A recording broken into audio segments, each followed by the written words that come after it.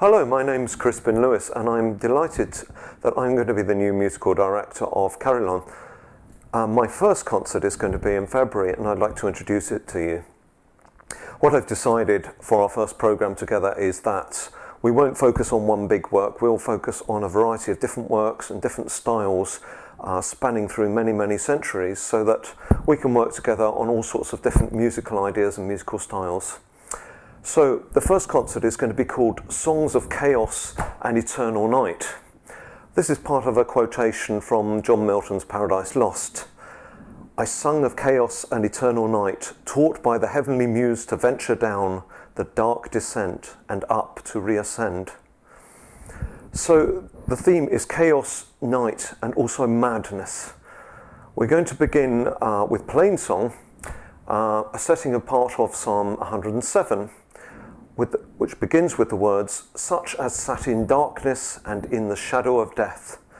And this is going to be sung to a wonderful melody which is traditionally used for the words of the Dies Irae, which is part of the Requiem Mass. We're going to continue in a way with more plain song because we're going to sing Thomas Tallis's Audivi Vocem de Celi, which was written in the 1550s, we don't know exactly when, and it alternates plain song and polyphony. It finishes with the words, in the middle of the night there was a cry, behold, the bridegroom comes. So for the next section of our programme, we're delighted to have two guest artists, Toby Carr, who's a lutenist, and Emily Owen, who's a soprano. They're going to sing us a selection of mad songs.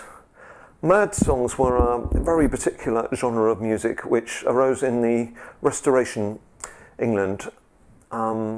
There was a fascination in those times with madness, with insanity, and in particular with hospitals such as Bethlehem Royal Hospital, known as Bedlam, thus Purcell's very famous song, Bess of Bedlam. Emily and Toby are going to introduce you to this strange genre of songs which are often like mini cantatas. They juxtapose tiny recitatives with sections of arias. They're very dramatic, very demanding, a lot of fast passage work, and they need very charismatic and dramatic performance. After that is the centrepiece of our programme, the work that I really wanted the choir to get stuck into, which is Monteverdi's Lamento d'Arianna. This is part of a lost opera by Monteverdi, and in fact it's the only part that we still have of a lost opera. Which happens to exist just because he made an arrangement of this for 5 voices, of just part of the opera, and also for solo voice, but we don't have the rest of the opera. It's a fantastically dramatic, poignant piece within a very small, compact form. It's full of pungent harmonies and sometimes guitar-like rhythms. It's very enjoyable to sing and very enjoyable to listen to. We will then continue and jump a few centuries in time to Haydn and 2 pieces by him, 2 of his greatest choruses, in fact. The first will be Insane et vanae curae, very well-known work. Loosely translated means mad and groundless cares invade our minds, often with frenzy they fill our hearts.